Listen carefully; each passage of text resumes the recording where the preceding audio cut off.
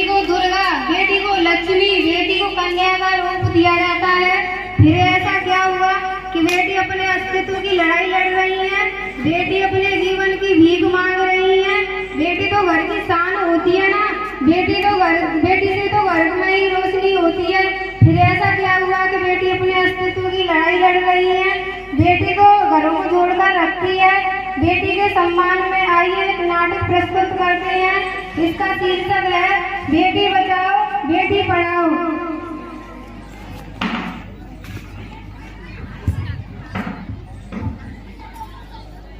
मीरा, ओ मीरा, तूने मुन्ना को कहीं देखा है?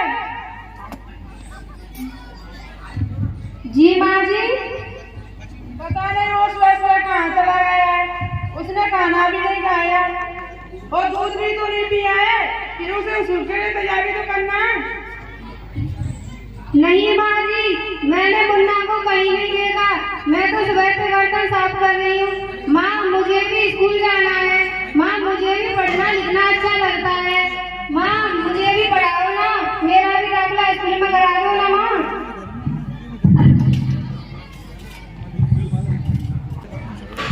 छोरी बढ़िया ही स्कूल जाने वाली, पहले अच्छे काम काज सीख ले। कौन सा तुझे पढ़ लिख करके कलेक्टर बनना है? दादी आप हमेशा मेरी पढ़ाई की तरफ क्यों रहती है? मुझे भी तो पढ़ना चाहिए। मैंने बोला ना अपने बर्तन साफ कर लिए जल्दी जल्दी। ठीक है माँ जी, मीरा का भी स्कूल में दाखिला करा दो ना, उसे भी पढ़ना चाहिए। तू चुप कर, पढ़ना लिखना सिर्फ लड़कों का काम होता है, उसे भी पढ़ना चाहिए। माँ जी मीरा को मैंने बोला ना, तू चुप कर। बढ़िया लड़की को पढ़ाने वाली, खुद तो फूटा से पढ़ी नहीं है, लड़की को पढ़ाएगी। मुझे भाषण दे रही है तू? मैं इतनी बुरी बड़ी वैसे ही नहीं हो गई, मेरे बाल धूप में ऐसे ही सफेद नहीं हो गए। मैंने भी समाज को देखा है, हमें अपने समाज के साथ से चलना चाहिए। ठीक है तो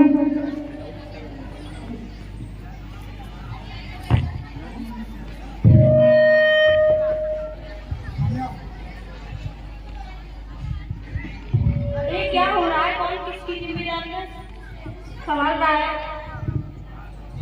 और हमारी मीरा बेटी क्यों रो रही है? देखिए ना डॉक्टर दीदी, दादी कहती है तू स्कूल में आकर क्या करेगी? तुझे तो आगे चल के घर की जिम्मेदारी संभालनी है और तुझे तो आगे चल कर चूल्हा चौका तो संभालना है। क्या करेगी तू पढ़ करके? अच्छा ठीक है, मैं तुम्हारी दादी से जाकर बात करती हूँ।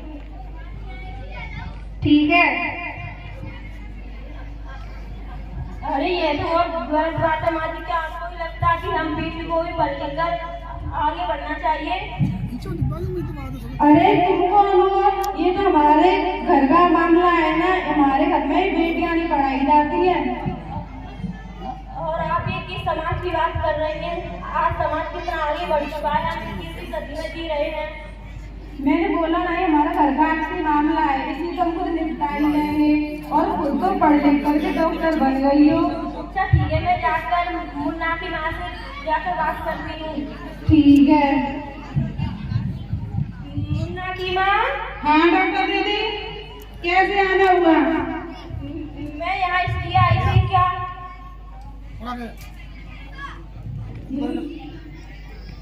मैं यहाँ इसलिए आई थी कि आपने मुन्ना को पॉलीड्रॉप दिया है या नहीं, इसके जगह रेयर कैंप लग रहे हैं। अच्छा हुआ डॉक्टर दीदी आप आ गई। आप ही मुन्ना को पॉलीड्रॉप दवा दे देना, फिर मैं उसे स्कूल के लिए तैयार कर दूंगी।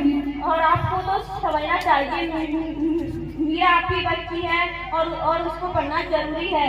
अच्छा मैं दादाजी से बात करूँगी। अच्छा मेरा बेटा, अब तुम रोना मत, तुम पढ़ लिख कर जरूर मेरी तरह अच्छी डॉक्टर बनोगी। ठीक है।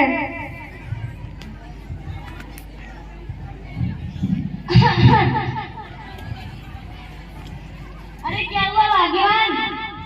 कुछ नहीं। और आप बताइए, आप कहाँ से घूम कर के आ रहे हो? मैं बाहर से आया हूँ। अच्छा ठीक है, बैठ जाइए। बहू ओ बहू। हाँ बाबूजी। जरा एक गिलास पानी लाना। लाए बाबूजी।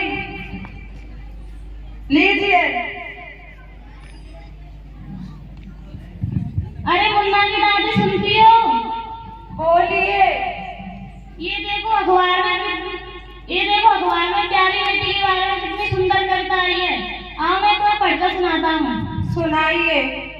बेटी कहती बाप साथ मुझे चाहिए प्यार दुलार, बेटी की अनदेखी क्यों करता है निष्ठर संसार।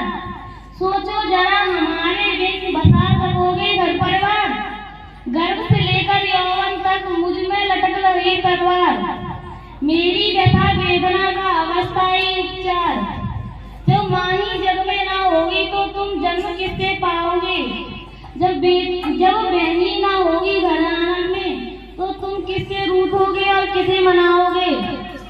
जब दादी नानी ना होगी तो तुम्हें कहानी कौन सुनाएगा।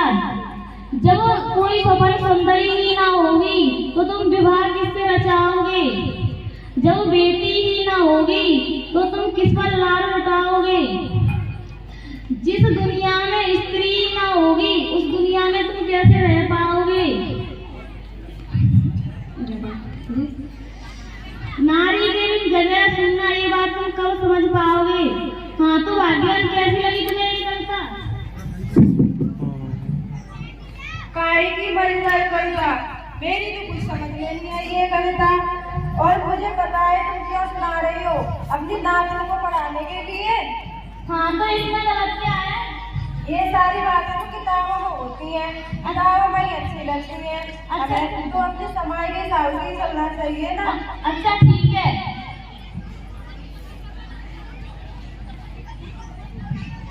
अरे कोई घर में है। आइए पिताजी, आपका ही इंतजार था, इतनों दिनों से आप कहाँ थी। अरे हाँ जरा मैं कुछ दिनों के लिए बाहर चली गई थी, इसलिए मैं यहाँ नहीं आ पाई। डॉक्टर दीदी कह रही थी कि आपने अभी तक मीरा का स्कूल में दाखिला नहीं कराया। ये बहुत होनहार छात्रा है, ये हमेशा अच्छे नंबरों से पास होती है। हाँ मैं तो यही चाहती हूँ कि मीरा पढ़ लिख जाए, पर मेरी यहाँ चिंता कौन है। हाँ खूब पढ़ाओ बेटी को, बाहर भेजो। अगर कुछ ऊंच नीच हो गई ना तो ये मुंह दिखाने के लिए जगह भी नहीं मिलेगी तुमको।